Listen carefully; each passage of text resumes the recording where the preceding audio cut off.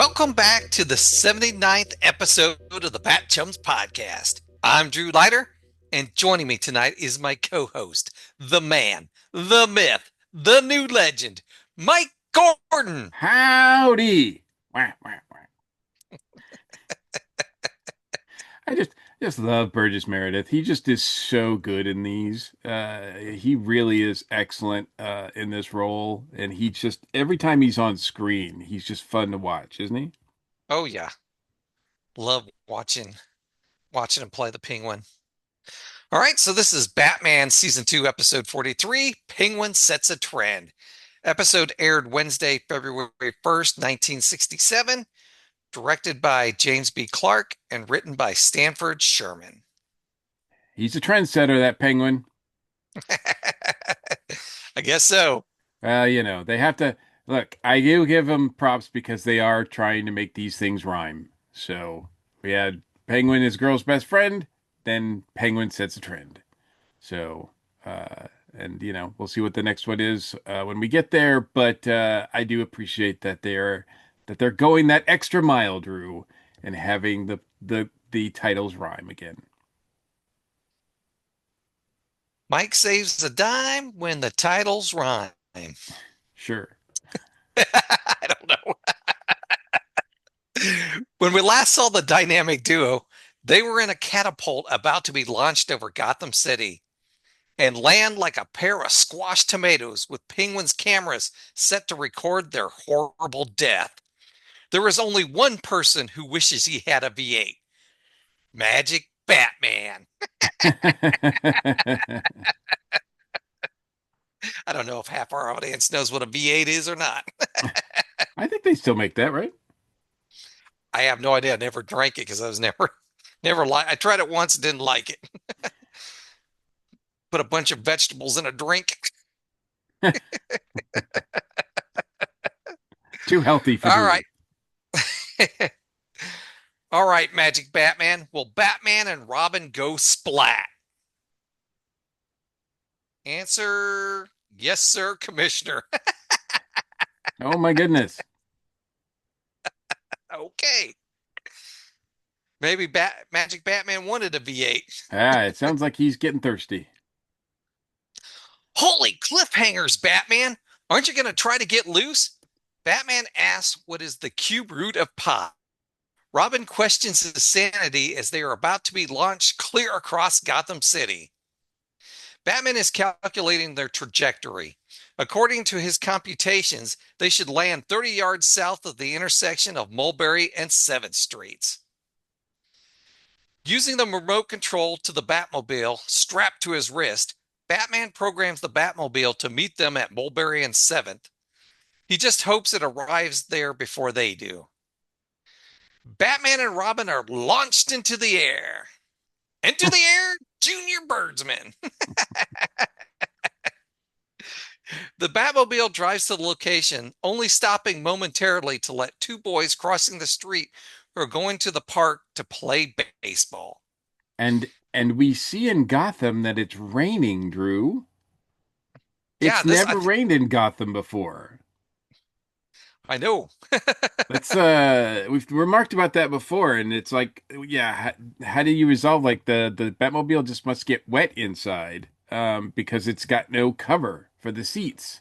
Right, Uh, and it was uncovered when I was driving in the rain. it sure was. So if Batman and Robin can make it out of this predicament, they're gonna get in some wet seats, Drew.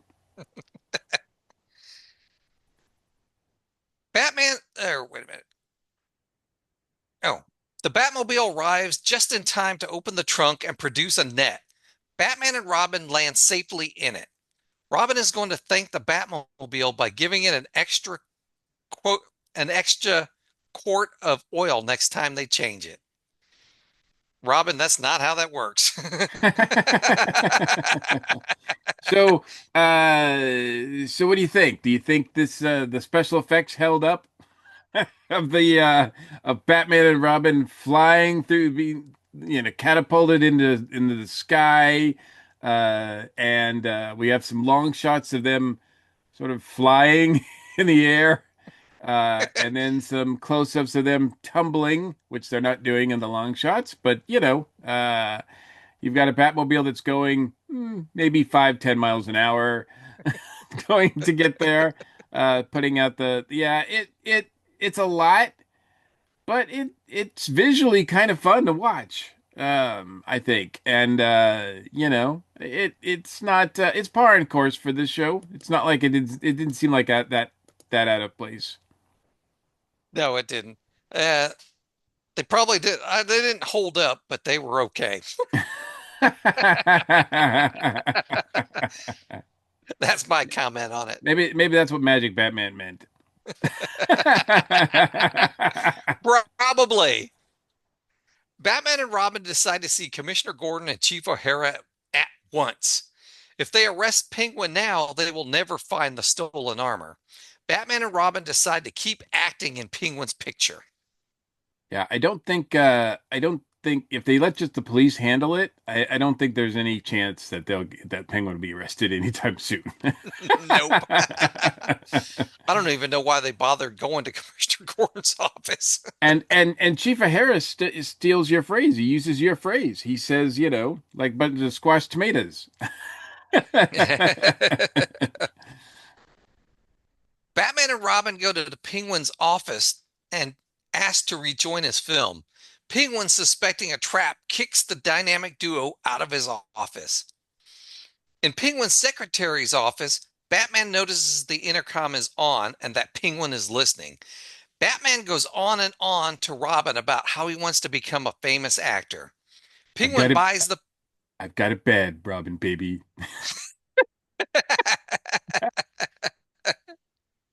Penguin buys the ploy and tells the dynamic duo he has changed his mind. He gives Batman the second part of the script. I can't believe Penguin fell for that.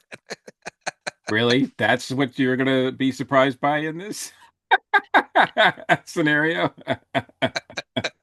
I love how Batman and Robin had to walk the entire way of Penguin's office, and when Penguin goes to get them, nope, he gets in his little Penguin mobile, his little Penguin cart, and trucks along. Well, if they would have took the cart to the door, Penguin would have had to walk because it wouldn't have been over there. I think Penguin's got it made just like Batman. I think I wouldn't be surprised if Penguin doesn't have a remote control in there, so he could have Penguin cart just come to him, just like Batman uses the Batmobile like that. Yeah, true. Pengy Meanwhile, Pengy's pretty sharp, man. I could see him doing that. Meanwhile, in an isolated section of Gotham Central Park, Marcia and Aunt Hilda are looking for elderly toads for Aunt Hilda's potion. Marcia is impatient, but Aunt Hilda states she has waited 2 weeks before. Aunt Hilda suggests that Marcia take up knitting. Marcia wishes Aunt Hilda could knit them some elderly toads. It's a look, it's a fun scene with the two of them. It's kind of just in here, I guess, so we don't forget that she's part of this story. I'm wondering, Because she's not, they're not in it much, but the banter back and forth is fun.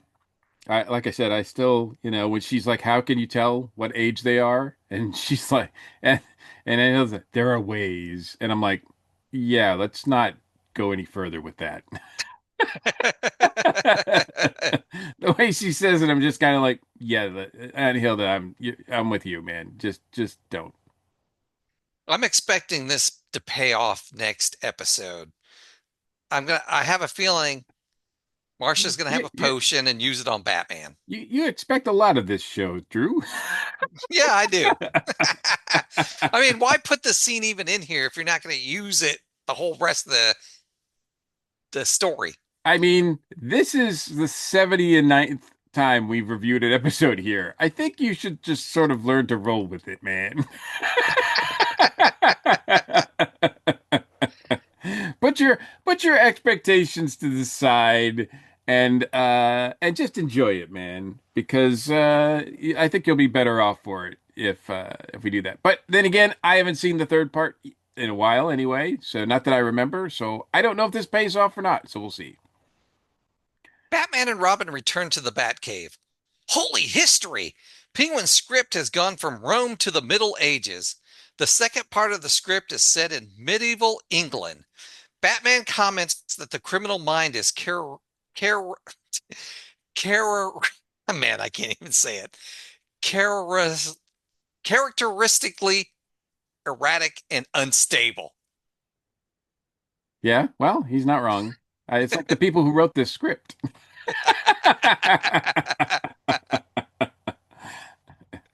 The next day at Penguin Studios Inc., Batman and Robin are fitted with suits of armor. Penguin calls the dynamic duo over. Penguin's henchmen sneak up behind Batman and Robin with a 2-ton electric magnet crane. Batman and Robin are stuck to the magnet. Batman and Robin are stuck to the magnet and hoisted into the air. Penguin laughs that Batman wanted to stick it to him. Well, now he is stuck. Later, Penguin plans on having them demolished. Yeah, it's a lot going on here. The idea of Batman and Robin in suits of armor really struck me. The I got Knight and Squire vibes from this scene. Oh, there you go. For those people who are not familiar, Knight and Squire are Batman and Robin counterparts that are over in England. They made their debut in 1951's Batman number 62. They did some international versions sort of Batman and Robin, and one of them that debuted then was Knight and Squire. The Earl of Wardenshire, later called Percy Sheldrake, and his son Cyril. They are basically like Batman and Robin, although one's dressed as a full armored knight, and the other squire is more like in a traditional squire outfit that you would see. And they're very British, very British. And yeah, they made another appearance in Detective Comics 215. With and so as well, but they didn't really they kind of stayed on ice for a long time after that. It wasn't until I think the 2000s, like 2010 or so, where they reappeared.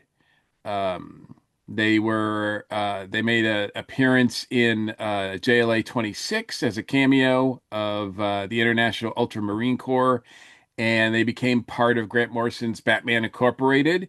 And they even got their own six-issue series written by Paul Cornell in 2010. So, yeah, they're sort of an English counterpart. Now they changed in that 44 years. They changed a lot because I think the Squire role previously, um, Cyril was now in the knight role in the armor, and I think it was his daughter that was actually the squire. So it's a male and female duo when they returned in the in 2000s.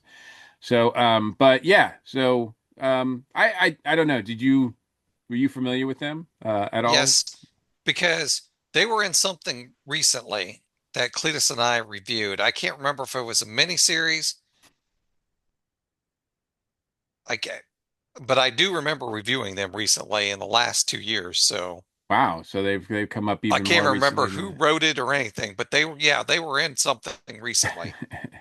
Yeah, they're kind of a fun pairing. The idea that Paul and that Grant Morrison had of Batman Incorporated is that almost every country, or certainly around the world, there were other incarnations of Batman and Robin some way, and they were like offshoots of that. And so that was a fun series. I enjoyed that quite a bit actually, and I enjoyed the miniseries that Paul Cornell wrote with just Knight and Squire. So I've always dug them. So seeing Batman in a suit of armor really got those vibes from me. Obviously, Robin's not dressed as a squire here. He's in armor as well, although he's not covered as much as Batman is. I don't know why that is, but anyway. And it struck me as odd too because when he grabbed him with the magnet, I was like, oh my God, are we already at the end? Are we already getting another cliffhanger? So it's very rare that we see them captured multiple times in an episode like this, and put in a death trap. I was like, wow, but this one, even though Penguin, I guess, was sort of expecting it and has planned for it with the big magnet and everything, he just walks out. Like he doesn't actually put him in a death trap. He just sort of just lets them there, leaves them there hanging because he's got an Now appointment. this now this isn't the first time we've seen Batman and Robin in suits of armor. If you remember back in, I believe it was season one, in Wayne Manor, they were Oh, hiding in right. suits of armor. Yes, very good because they were hiding. They Yep. were hiding from the Penguin, right? Was it the Penguin or was it Joker? I can't remember. I think it was the Penguin because I think it was the Penguin. I think you might be. I have to. You know what? That's a good callback because I'd forgotten about that. But yeah, I do remember Alfred was gassed Yep. while they were just standing there in armor. So that part I remember. But yeah, interesting. That's an interesting callback as well. So. Penguin reveals that he has an appointment with General Magruder at the Hexagon. It seems that the good general also wants to be a movie actor. Penguin presents four of his men wearing the priceless armor stolen from the museum. Holy catastrophe! Robin would rather see the Russians in the Hexagon before the Penguin. Batman adds they must stop them. The general at the Hexagon are capable men, but trained in open warfare, not the devious kind that the Penguin practices. They must skip free. Yeah, Robin making a little, exclamation about he'd rather see the Russians there. Like, you don't see this show reference the Cold War very often, but Nope. there it is. It's right there. It's really weird. At the Hexagon building, General McGruder states always happy to cooperate with the movie picture industry. Penguin offers the general a 5-year contract when he retires. General McGruder calls in Major Beasley and tells him to give Penguin full cooperation. When Penguin states that he would like when Penguin states he would like to film in room X, Major Beasley begins to protest. Penguin quickly offers the major a 5-year contract. When the Now, general go ahead. Keep going. when the general begins to complain, the Penguin changes the general's contract to 10 years. Now, did you recognize General Magruder or Major Beasley? I did not. Wow, because there are some titans in this room, Drew. Titans, I tell you. General Magruder is played by Alan Reed. And now Alan Reed, maybe you probably wouldn't notice him or recognize him. He did some roles, live action. He started acting very early on. He lived from 1907 to 1977. And was in The Postman Always Rings Twice in 1946. Breakfast at Tiffany's, 1961. He's even shows up in an episode of The Addams Family. But he's really, really mostly known for his voice. And his voice, he is the voice of none other than Fred Flintstone. And he Oh, voiced him from 1960 to 1978. So he voiced him pretty much all those early years. So that is if you've ever wondered what the voice of Fred Flintstone looks like, think of General Magruder. And Major Beasley is played by Bob Hastings. Now, Bob Hastings was around from 1925 to 2014. And this guy, now, he was known again for live action stuff as well. But he was also a voice actor too. And I know him, I recognized him right off the bat because he was a cast member of McHale's Navy, which is a show that I liked a lot. 1962, 1966. He played Lieutenant Carpenter, who was just under Joe Flynn's character. Now, Joe Flynn from McHale's Navy, we've seen in a couple of episodes of Batman already. So it's interesting. They're not teamed up here, but Bob Hastings is playing the same kind of role as he does in as Lieutenant Carpenter here, as with Major Beasley, because he's pretty much a yes sir, no sir kind of guy, military wise. But this guy, between all of his work as an actor, both in live action and uh, voice work, checks off so many boxes because he was a voice of Superboy actually in the cartoon series The New Adventures of Superman, Adventures of Superboy, and he played Superboy as well in The Adventures of Batman. This was all in the 60s, certainly right after the series, actually. It started in 1968 or so. Um, and he was also did a live action appearance in The Amazing Spider-Man. He was a voice of various characters in Super Friends from that run in 1978. He appeared in a couple of episodes of Wonder Woman live action. He appeared in an episode of The Incredible Hulk. He appeared in 3 episodes of The Greatest American Hero. He was also in The Munsters. He did the voice of the Raven in 10 episodes of The Munsters. He's in The Munsters Revenge, playing the Phantom of the Opera live action. He was in General Hospital as well. He was on that for 6, 7 years as one of the doctors, I think. And most notably, I think, if you recognize again the voice, if you concentrate on his voice, he was the voice of Commissioner Gordon in Batman the Animated Series. That's a lot of stuff. I probably have seen or heard him.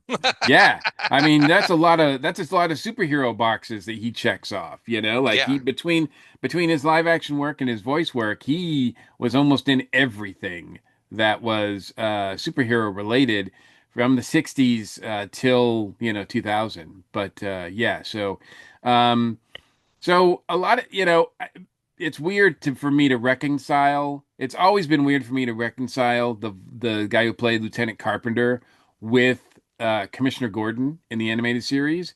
And I love the animated series so much, and I'm hoping that at some point you and I can do our own take and review recaps of the animated series because I think that would be a lot of fun. But I have to admit that his voice on Commissioner Gordon, it works on the show, I think, very well.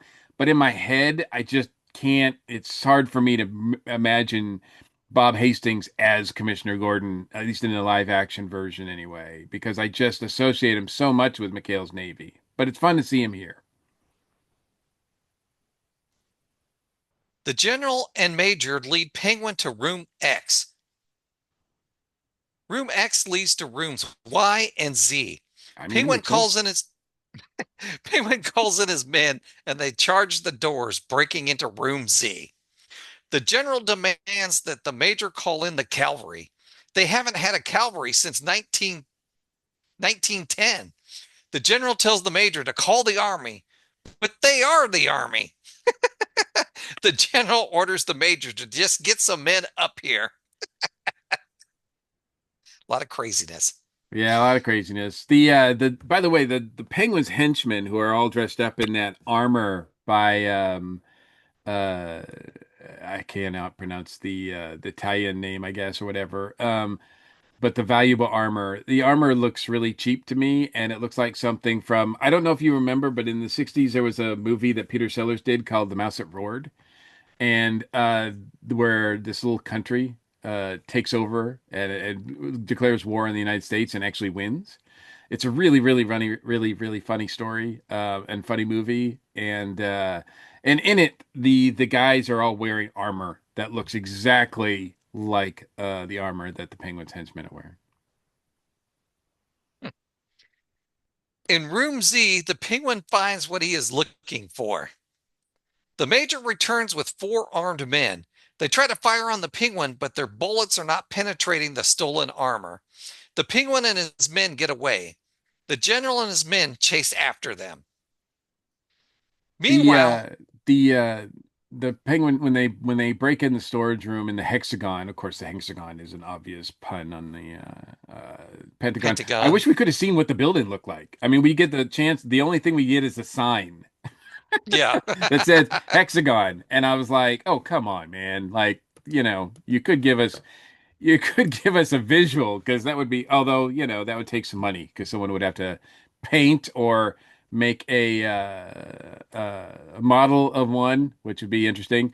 Now when they break into when they finally get to room Z, There's a lot of things that say secret documents, secret maps.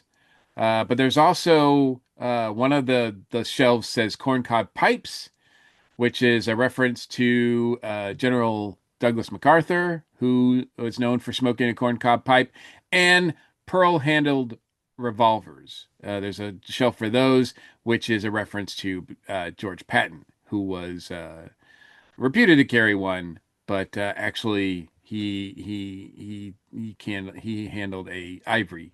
He actually had an ivory handled Colt single action army revolver. But that's I looked. I had to look all that all up. I don't know my weapons that well, so or pipes for that matter.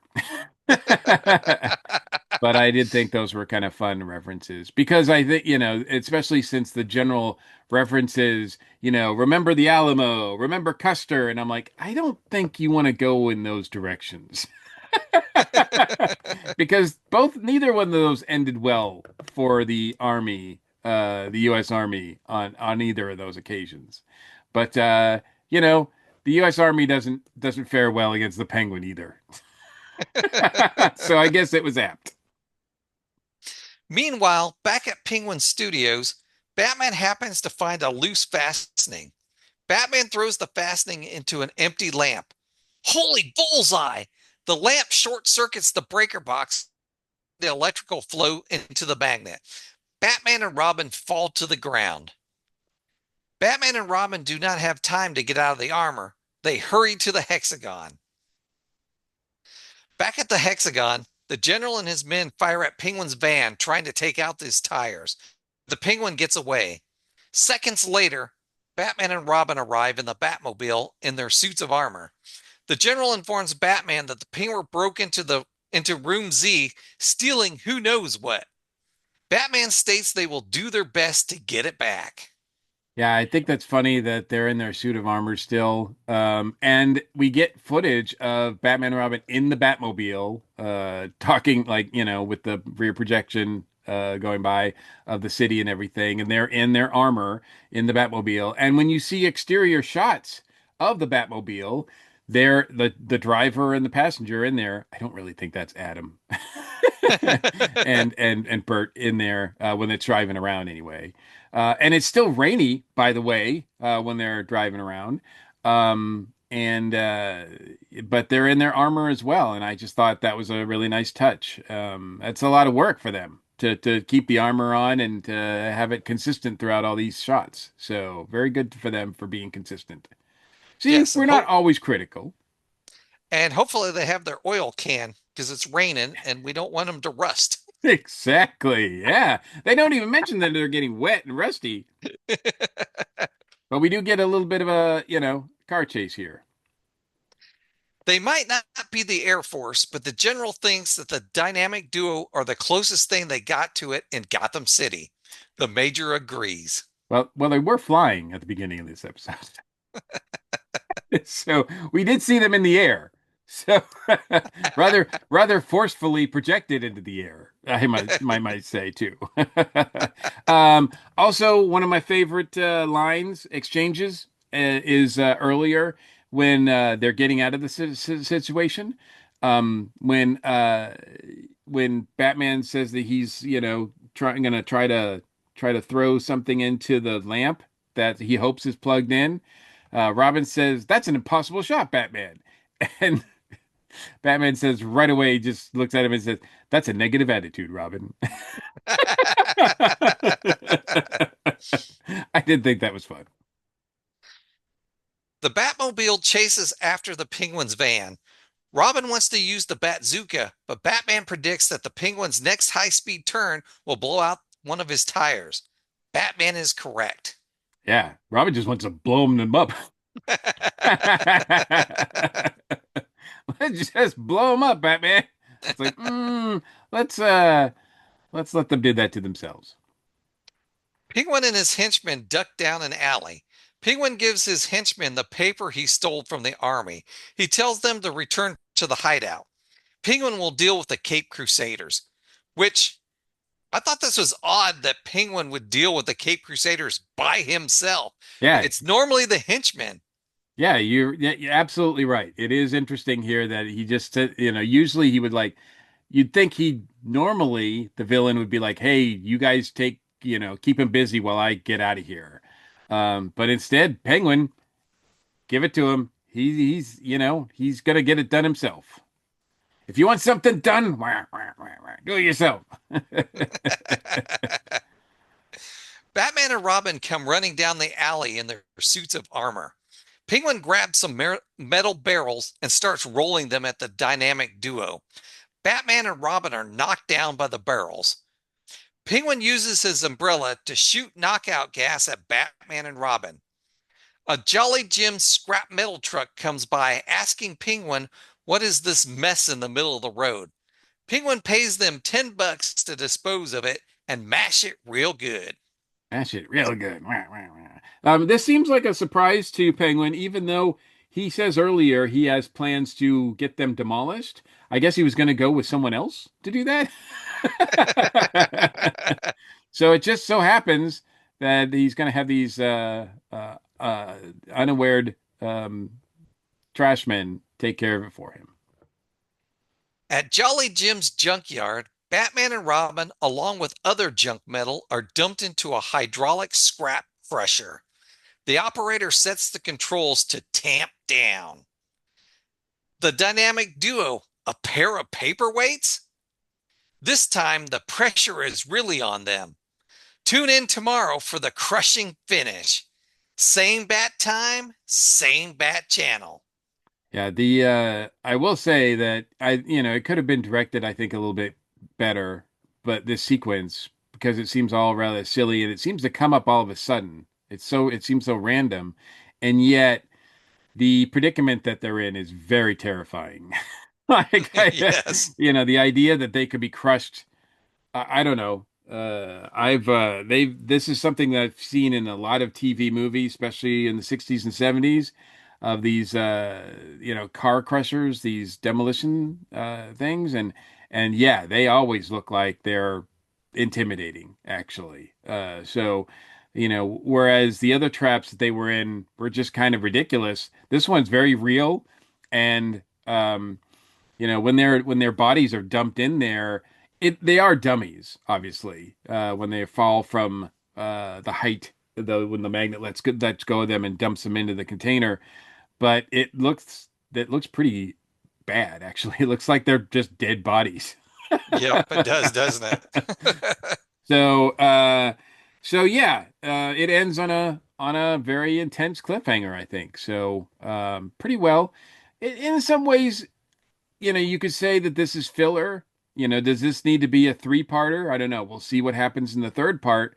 But I will say that this episode moves. And we've known before that Penguin is enough all by himself. He doesn't need to team up with anybody to make he could do a three-parter by himself. And it really feels like, I mean, he's doing most of the heavy lifting on this one. I mean, Marsha only shows up for a little bit. We get Marsha's barely in the episode. She's in one scene with her and Aunt Hilda looking for old toads. This is our seventh episode without Alan Napier, our 12th episode without Madge Blake, and Drew, no Mortimer. Where's Mortimer? That's what I want to know. I thought he was going to pop up out of the lake when they were in the park. Now, So, it, this really was Penguin's episode, I have to say, because even Batman and Robin weren't in it as much as they probably could have been. They were captured by that magnet right away. it's true. So it was Penguin really doing the heavy lifting in this episode. He probably got the most screen time. So another thing that I found out when I was reading some research on this three-parter is, and this is all speculation and rumors, and I'm sure that this may be more than just speculation, but according to some things I read, at this point, unfortunately, our two leads, Adam West and Burt Ward, are not getting along. They are contentious. They have a contentious relationship. They are refusing to arrive to set before the other. I think Adam West is notorious for not arriving on time, and Bert is annoyed with that and says he won't go to set until Adam's there. and it's not something it's fun to read about, but it does seem like Batmania is affecting them in a way that they're both getting a little too big for their bat britches, if you will. Um, and yeah, I mean, we hear about this on other shows as well. I mean, this is stuff that happens, which is unfortunate. And I don't know, I don't pretend to know the entire details, and a lot of it is like, he said this and he said that. I will say that despite the fact that whatever's going on behind the scenes between them, I don't get a sense of that in front, like when they're in front of the camera. Yeah, you wouldn't be able to tell it just watching No, this episode, not knowing. So, their camaraderie seems really well connected, and Adam is just great. He's still on point with a lot of his delivery. He's great. They look ridiculous in the suits of armor, and yet, Adam is still working it. And I know Bert doesn't get a lot of love as an actor because he doesn't have a huge range, but what he does, I think he does really well. I mean, he delivers his lines and they're pretty funny. So the sequence where, Batman is acting for the Penguin, I've got it bad, Robin baby, is just hilarious. And yes, he's overdoing it, but that's the point. And it's just like that they both understand the assignment here and they're both really working well and they work well together. And yeah, it's good to see that at least whatever was going on behind the scenes didn't affect what was going on screen, because I do think that they're amazing. I don't know, to your point, Drew, I don't know if that's why they're not in it a lot, because you're right, the Penguin does carry this entire half hour, and or 20 minutes, whatever it ends up being. But and we get some great, cameos that from some, like I said, some titans of voice and acting work. It's nice to see Bob Hastings and Alan Reed. I mean, like, Alan Reed doesn't he isn't really known for his live action work. So to see him here, the second time I watched it, I was actually trying to listen to see if I could hear Fred Flintstone. And there's a couple times where he laughs. Then I'm like, that's him. That's Fred. So, but it's but like I said, it moves. It doesn't feel. It might be filler, but to me, it doesn't feel like filler. Just because Burgess Meredith is just cruising along, and look, I can watch Burgess Meredith read the phone book. That would be hilarious, wouldn't yes, it would. And it? probably a little boring. I don't think so. I don't think Burgess Meredith would make it boring. He's Yeah, you're always probably right about that. He probably would make it interesting. That's the whole point. Yeah, he would make it really fun with his sides, and he's like, because half the stuff he's saying, you don't know if it's actually coming from Burgess or if it's scripted, because he did a lot of his ad libs and just the way he moves, like, it'd have to be visual because him walking around. I mean, he's hilarious, and I know that we always give credit to the big four, but man, Burgess really rises in a way that a few others do.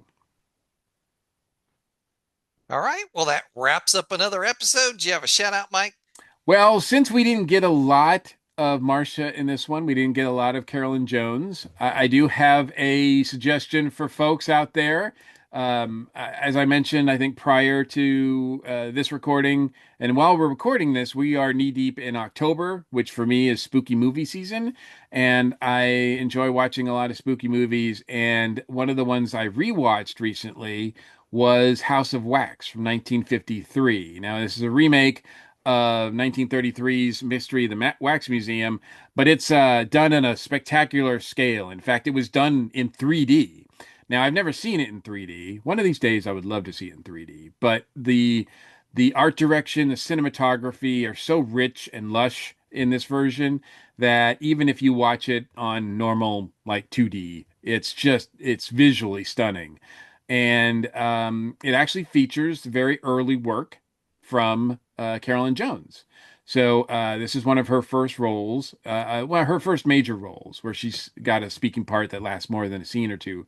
And she's great in it. It's got a young Charles Bronson in it. And of course, it stars as the main character who is almost in every shot. The Our good friend Vincent Price, aka Egghead, in this, and it's really when it's like he's done a couple of he's dipped his toe into horror genre before, but in this one he really steps in and becomes the master of menace that he is known for his entire career after this. Like this is the first of many, many, many appearances where he just becomes the vengeful madman that is frightening and charming at the same time. So if you want to see a I don't want to, I dare call it a team up between Egghead and Marcia. House of Wax is pretty cool. I think people who enjoy Batman 66 will, and there's a little bit of camp involved too. So will enjoy House of Wax if you've never seen it. Have you ever seen House of Wax? I have not. You should watch it. You should watch it. I'm not saying it's in the Ghost of Mr. Chicken caliber. I'm not gonna go as far as to say that, Drew. I know how much you love that movie, but man, I got to rewatch that one at some point. But anyway, this House of Wax is really a classic, and I watch it a lot. Like it's a frequent rewatch for me at during Halloween season. All right. And for my shout out this week, we've got the Batman phone holder. Batman phone holder. Wow, is this more Bat birthday swag? Yep. Wow, Bat swag. So I've been using this almost every day because I'll have it on here. I have it on my desk here and holds my phone. Gotcha. For those people who are So listening, it is a actual like sort of figure of Batman, sort of like a statue, and he is kneeling and almost like he's lifting up the top half of a clamshell.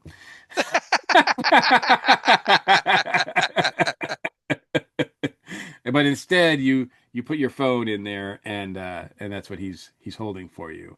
But it looks very very cool, very cool. Yep, and the phone rests on his head.